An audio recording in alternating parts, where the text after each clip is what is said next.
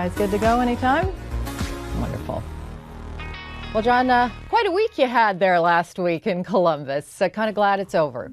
Yeah, it's part of the business. Things have been kind of flying around our club here since the beginning of the year. And Christine, I think it ends up getting a little bit more focused because of how our season started with some information out there.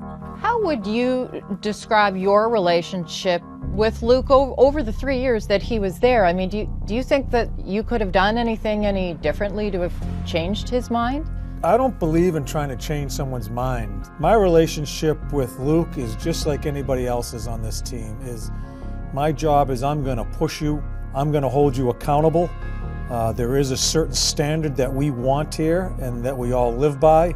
Someone doesn't want to be here, and that's a hard thing for me to stomach, quite honestly. Carter left, Brad left, Bob left, and my back gets up a little bit. You mentioned there have been a number of players who have left, and whether you read it or not, there are people that go, well, it's Torts, like he's gone at him again. What do you say to that? That you are the problem. These guys want out of Columbus. A lot of people have some perceptions of me, how I do things, who I am, how I treat people, that don't have a clue who I am. My whole goal, my whole being is to treat people fairly, treat people honestly. There is never anything personal with me, with the player. It is my job to make them the best player they possibly can and the best person they can. His final game where you benched him, after that, did you feel he can't play another game in this? Like, this trade must happen now. I mean, that had to be incredibly embarrassing for him as a player. People have kind of told me what was written out there after his last game. I believe out in Canada they were calling it the shift, and whatever the hell that is. I don't do much reading of this stuff, but I want you to understand, you just don't bench a player because of one shift. And this is a constant thing that Luc and I had going for a number of years, and it's part of the process. There's nothing wrong what was going on between Luc and I and me teaching him. It just, this here, it just had such a light on it because of the situation at the start of the year. The benching, I'd do it again, but it caught so much attention because of the stuff prior to what went on at the beginning of the year. No regrets? No, I don't. I don't have regrets because I think, have Luc and I had conflict? Goddamn right we've had conflict. People say, well, what's going on there? Conflict is a good thing. I just think if you're honest with a player and you're trying to find where we're supposed to go together, coach and player, and then as a team, you're not always going to have agreements. It's not always, everybody's going to be, if everybody's happy, you're going about it the wrong way as far as I'm concerned. This has gotten so blown up that, what went on. I coached Luc like I coach every other player here. And I'm going to coach any other player coming in here. Like I'm going to coach Laine when he comes in here.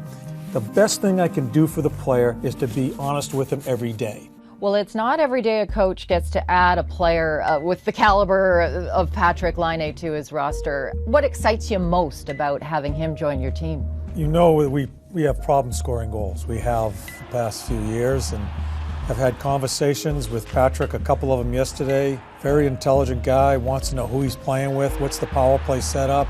All right, so who is Patrik going to be playing with? He's asking, we're asking too. The natural one would probably be you look to try to get him with Max. When I've watched him from afar, he's so dangerous coming in on that left side. We've got to figure that out, and I'll admit to you, I have probably 5 or 6 lineups on my pad of paper right now, but who knows what our health of our team's going to be when he does get here. Do you think, though, has your style as a coach changed over the years? I mean, have you evolved as a coach? No question, and it's a great question. It's not about me pounding my chest and you're going to do it my way. I do believe one of the biggest things that I actually love being involved with right now is the mind. I think the mind is the most important part of the game, not the X's and O's. And I've learned a lot about that. Some of the things I did prior, you just can't do it right now. The athletes are different. I'll tell you this, I do think the athletes, it's a softer athlete. And there's so many people around them to protect them, and it's different now. And I have to realize that and adapt to that. But I am not, I repeat, not lose my principles as far as how you're supposed to play this game. and what is expected out of you to play on a National Hockey League team and play at the right standard. It has been such a crazy year. I mean, I think we're all just grateful that the NHL is back playing again. What are some of the things, though, with new protocols? I mean, are you used to that, wearing that mask behind the bench? Yeah, I don't mind it, but one thing I have to do, I think I have to start wearing contacts because it just fogs up my glasses. I can't see. And in fact, I took my glasses off the other night because it was just so bad. And I can kind of see, but I really can't see. So I've got to figure that out. And the biggest thing for us, and we talked about this in the bubble, is the team that is willing to just be ready for anything that's going to happen each particular day and adapt. Don't piss and moan about it. Don't complain.